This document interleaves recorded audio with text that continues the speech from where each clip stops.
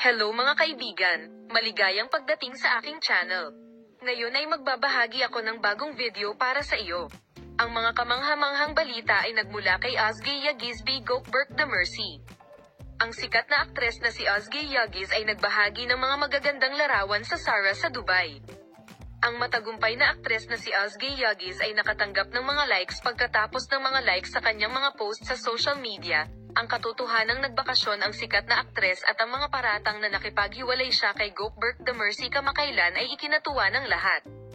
Matapos ang balitang ito, na ikinagalit ng kanyang mga tagahanga, nag-abroad ang sikat na aktres na si Özge Yağız para magbakasyon at sinabing nagbakasyon siya sa Dubai Sahara Desert.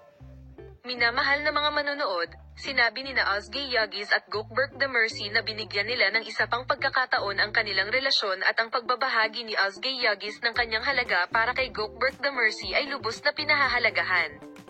Salamat sa lahat ng nanonood ng video ko. See you in new videos.